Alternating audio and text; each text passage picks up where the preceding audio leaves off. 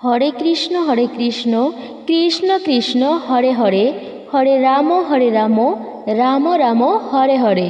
নমস্কার সুপ্রিয় বন্ধুরা, সনাতন হিন্দু ধর্মে প্রতিটি অমাবস্যার যথেষ্ট গুরুত্বপূর্ণ রয়েছে। প্রত্যেকটি অমাবস্যাকে শক্তি সাধনার অন্যতম গুরুত্বপূর্ণ দিন বলে গণ্য করা হয়। অমাবস্যার দিনগুলোতে আমরা মূলত আদ্যাশক্তি মহামায়ার বিভিন্ন রূপের আরাধনা করে থাকি। ভাদ্র মাসের অমাবস্যাতেও আমরা সেই আদ্যাশক্তি মহামায়ার অন্যতম একটি রূপ মা তারার আরাধনা করে থাকি, যাকে আমরা মা কৌশিকীও বলে থাকি। যে কারণে ভাদ্র মাসের এই অমাবস্যাটিকে বিশেষভাবে বলা হয় কৌশিকী অমাবস্যা। শাস্ত্রমতে এই কৌশিকী অমাবস্যার দিনটি অত্যন্ত একটি শক্তিশালী দিন। এই অমাবস্যা তিথিতে আপনি নিষ্ঠা ও ভক্তি মনে মায়ের কাছে যা চাইবেন তাই লাভ করতে সক্ষম হবেন। আপনি যদি এই কৌশিকী অমাবস্যার দিন আদ্যাশক্তি মা তারার উদ্দেশ্যে কোনো প্রার্থনা জানাতে চান অথবা তার পূজা দিতে চান, তাহলে এই ভিডিওটি সম্পূর্ণ মনোযোগ সহকারে দেখুন। এই ভিডিওটির মাধ্যমে আপনাদের সম্মুখে ব্যক্ত করব যে এই কৌশিকী অমাবস্যার দিন কোন সময়ে আপনি মায়ের কাছে প্রার্থনা করবেন, কিভাবে তার পুজো দেবেন এবং এই দিনটি কেন এতটা গুরুত্বপূর্ণ। আশা করি বন্ধুরা এই ভিডিওটি আপনাকে সমৃদ্ধ করবে। নমস্কার সুপ্রিয় দর্শক বন্ধুরা, রায়কিশোরী দীপা এই ইউটিউব চ্যানেলে জানাই আপনাদের সকলকে সুস্বাগতম। আমাদের এই চ্যানেলে সনাতন ধর্মীয় সংক্রান্ত বিভিন্ন তথ্যমূলক গুরুত্বপূর্ণ আলোচনা করা হয় এবং আপনাদের সাথে শেয়ার করা হয়। বন্ধুরা, এই বছর 1431 বঙ্গাব্দ 2024 সালে এই ভাদ্র অমাবস্যা তথা কৌশিকী অমাবস্যা পড়েছে 16ই ভাদ্র 2রা সেপ্টেম্বর সোমবার দিন। যদিও এই বছর এই অমাবস্যা তিথি শুরু হচ্ছে 15ই ভাদ্র রবিবার শেষ রাত্রি 5:07 থেকে এবং অমাবস্যা তিথি শেষ হচ্ছে 17ই ভাদ্র মঙ্গলবার সকাল 6:31। যেহেতু 16ই ভাদ্র সমগ্র সোমবার দিন জুড়েই এই অমাবস্যা তিথি থাকছে, সেই কারণেই এই কৌশিকী অমাবস্যার যাবতীয় বিধি নিয়ম উপাচার সোমবার দিন সম্পূর্ণ করা একান্তই প্রয়োজন। আপনি যদি এই অমাবস্যার ব্রত বা উপবাস রাখতে চান তাহলে সোমবার দিন রাখুন। যদি এই দিন আপনি মায়ের উদ্দেশ্যে পূজা দিতে চান, তার কাছে আপনার মনের প্রার্থনা নিবেদন করতে চান, তাহলে সবথেকে উপযুক্ত সময় হলো মধ্যরাত্রে। আর যদি মধ্যরাত্রে করতে সক্ষম না হন তাহলে অতি অবশ্যই সন্ধ্যার পর মায়ের পূজা এবং প্রার্থনা করা প্রয়োজন। তারাপীঠে উপস্থিত থেকে অথবা মায়ের যে কোনো মন্দিরে অথবা আপনি আপনার নিজের বাড়িতে বসেই যদি মায়ের কোনো মূর্তি বা ছবি থাকে বা পদযুগল থাকে, তার সামনে বসেই এই পূজা ক্রিয়া এবং প্রার্থনা সম্পূর্ণ করতে পারেন। যদি আপনি এই দিন মায়ের উদ্দেশ্যে ব্রত তথা উপবাস রাখতে পারেন তাহলে খুবই ভালো। আর যদি না পারেন তাহলে সেই ক্ষেত্রে ফল আহার করেও এই পূজা ক্রিয়া সম্পূর্ণ করতে পারেন। এমনকি যদি আপনি কোনো কারণে তাও করতে না পারেন, কেবলমাত্র নিরামিষ আহার গ্রহণ করেও আপনি এই পূজা ক্রিয়া সম্পূর্ণ করতে পারেন। বন্ধুরা, কৌশিকী অমাবস্যার দিনে কিভাবে আপনি মায়ের পূজা সম্পূর্ণ করবেন তা জানার পূর্বে এটা সবথেকে বেশি জানা গুরুত্বপূর্ণ যে এই কৌশিকী অমাবস্যার দিনটি কেন এত গুরুত্বপূর্ণ দিন হিসেবে চিহ্নিত। কারণ আপনারা নিশ্চয় জানেন যে এই কৌশিকী অমাবস্যার দিনটিকে বলা হয়েছে তারারাত্রি। মা তারার পূজা করা হয় এই অমাবস্যার তিথিতে।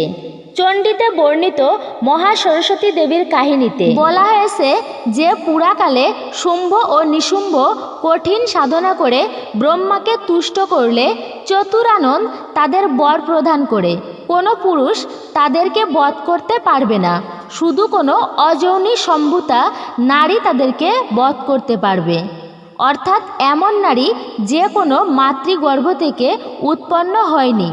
তার হাতেই এই দুই অসুর ভাইয়ের মৃত্যু হবে। আর পৃথিবীতে এমন নারী কোথায়? এমনকি আদ্যাশক্তি মহামায়া মেনকা রানীর গর্ভে জন্ম নিয়েছেন, তাই তিনিও তাদের নাশ করতে পারবেন না। তাহলে উপায় কি? পূর্বজন্মে পার্বতী যখন সতীরূপে দক্ষযজ্ঞ স্থলে আত্মাহুতি দেন, বলা হয়েছে যে পুরাকালে শুম্ভু ও নিশুম্ভ কঠিন সাধনা করে ব্রহ্মাকে তুষ্ট করলে চতুরানন তাদেরকে বর প্রদান করে কোনো পুরুষ তাদেরকে বধ করতে পারবে না। শুধু কোনো অযৌনি সম্ভূতা নারী তাদেরকে বধ করতে পারবে, অর্থাৎ এমন কোনো নারী যে কোনো মাতৃগর্ভ থেকে উৎপন্ন হয়নি, তার হাতেই এই দুই অসুর ভাইয়ের মৃত্যু হবে। আর পৃথিবীতে এমন নারী কোথায়? এমনকি আদ্যাশক্তি মহামায়া মেনকা রানীর গর্ভে জন্ম নিয়েছেন, তাই তিনিও তাদের নাশ করতে পারবেন না। তাহলে উপায় কি? পূর্বজন্মে পার্বতী যখন সতীরূপে দক্ষযজ্ঞ স্থলে আত্মাহুতি দেন, তার কারণে ওই জন্মে ওনার গাত্রবর্ণ কালো মেঘের মতো হয়, তাই ভোলানাথ তাকে আদর করে কালিকা বলে ডাকতেন। একদিন এই দানব ভাইদের দ্বারা পীড়িত ও আক্রান্ত হয়ে দেবতারা কৈলাস পর্বতে মহাদেব শিবের প্রার্থনা করেন। শিব তখন সকল দেবতাদের সামনে পার্বতীকে বলেন, কালিকা, তুমি ওদের উদ্ধার করো। সবার সামনে কালী বলে ডাকাতে পার্বতী অত্যন্ত ক্ষুব্ধ ও অপমানিত এবং ক্রোধিত মনে মানস সরোবরের ধারে কঠিন তপস্যা করলেন এবং তপস্যান্তে শীতল মানস সরোবরের জলে স্নান করে নিজের দেহের সমস্ত কালো কোশিকা পরিত্যাগ করলেন ও পূর্ণিমার চাঁদের মতো গাত্রবর্ণ ধারণ করলেন এবং এই কালো কোশিকাগুলি থেকে এক অপূর্ব সুন্দর কৃষ্ণবর্ণ দেবী সৃষ্টি হয়। ইনিই দেবী কৌশিকী নামে পরিচিতা। আর কৌশিকী অমাবস্যা সেই তিথি যেদিন এই দেবীর উৎপত্তি হয় এবং শুম্ভ নিশুম্ভকে তিনি বধ করেন, তাই এই অমাবস্যার অপর নাম কৌশিকী অমাবস্যা। এবং আজকের এই দিনে দশ মহাবিদ্যার অন্যতম দেবী মা তারা আজ এই মর্তধামে আবির্ভূত হন। পশ্চিমবঙ্গে বীরভূম জেলা অবস্থিত তারাপীঠে এই কৌশিকী অমাবস্যা উপলক্ষে বিশাল পূজার আয়োজন করা হয়ে থাকে। কারণ আপনারা নিশ্চয়ই জানেন যে কয়েকটি শক্তি পীঠ রয়েছে, তার মধ্যে একটি অন্যতম শক্তিপীঠ হল বীরভূমের তারাপীঠ। এই কারণে এই বিশেষ দিনে হাজার হাজার ভক্তরা ভিড় করেন তারাপীঠে মা তারাকে দর্শনের জন্য। তাই এই দিন যদি আপনি মায়ের পূজা দিতে চান, আপনার ঘরে যদি মায়ের কোনো মূর্তি বা কোনো চিহ্ন থাকে বা পদযুগল বা মায়ের যদি ছবিও থাকে, তাহলে অবশ্যই মাকে এইগুলির মধ্যে কিছু না কিছু হলেও নিবেদন করুন। মায়ের কৃপা আপনার সঙ্গে সর্বদাই থাকবে। এবং কৌশিকী অমাবস্যার দিন সন্ধ্যাবেলায় অতি অবশ্যই মায়ের কাছে একটি সর্ষের তেলের প্রদীপ বা ঘিয়ের প্রদীপ প্রজ্বলন করুন এবং খেয়াল রাখবেন যে এই প্রদীপটি যেন সারা রাত্রি জ্বলে। প্রদীপের ভেতরে একটি সাদা কড়ি রেখে দেবেন। পরের দিন সেই কড়িটি আপনি মায়ের চরণে নিবেদন করে কড়িটিকে একটি পবিত্র স্থানে অথবা আপনার টাকা পয়সা যেখানে রাখেন সেই স্থানে রেখে দিন।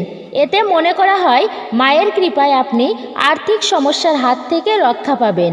এবং অতি অবশ্যই এই দিন মাকে একটি লাল পদ্ম ফুল বা জবা ফুল নিবেদন করুন এবং তারই সঙ্গে যদি সম্ভব হয় একটি রক্ত করবী এবং রক্ত জবা ফুল মায়ের চরণে নিবেদন করুন।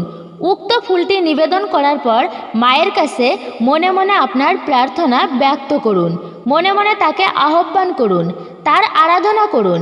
পরের দিন যখন এই তিথি সমাপ্ত হবে তখন সেই ফুলটি অর্থাৎ লাল পদ্ম ফুল আপনি মায়ের চরণ থেকে তুলে নিয়ে সযত্নে সেটিকে আপনার কাছে রেখে দিন। মায়ের কৃপা সর্বদাই আপনার সঙ্গে থাকবে।